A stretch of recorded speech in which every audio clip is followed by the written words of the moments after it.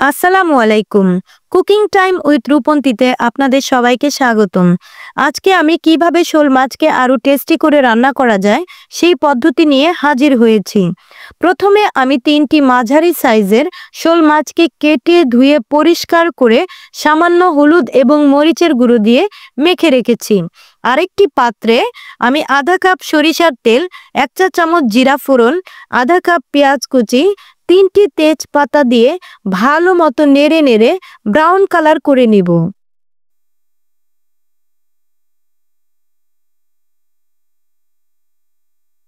এরপরে আমি 1 টেবিল চামচ রসুন বাটা, 1 টেবিল চামচ আদা বাটা দিয়ে আরও কিছুক্ষণ মিশিয়ে নিব যাতে মশলার কাঁচা গন্ধগুলো দূর হয়ে যায়।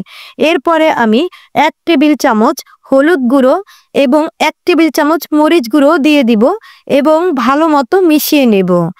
এরপর 1 টেবিল চামচ ধনিয়ার গুঁড়ো, 1 টেবিল চামচ জিরার গুঁড়ো এবং স্বাদ মতো লবণ ও কিছু পানি দিয়ে মশলাগুলোকে ভালো মতো কষিয়ে নিব যাতে মশলার কাঁচা গন্ধ দূর হয়ে যায় এবং মশলা পুড়ে না যায়। এরপরে কয়েক ফালি কাঁচামরিচ দিব, যে যেমন ঝাল খায় সে তেমন কাঁচামরিচগুলো দিয়ে দিবে।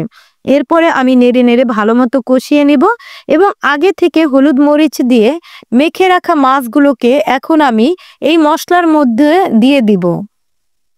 মশলার মধ্যে দিয়ে মাছগুলোকে আমি ভালো মতো কষিয়ে নেব।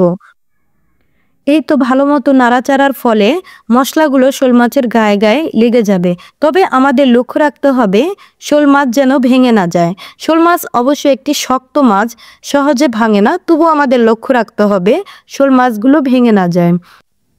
আমি বারবার অন ক্যামেরায় যতটুকু দেখাচ্ছি এবং অফ ক্যামেরায় আবারও ঢাকা দিয়ে বন্ধ করে এরকম করে কষিয়ে নিচ্ছি। তো এখানে আমি তরকারিটাকে সুন্দর করতে গরম পানি ব্যবহার করব।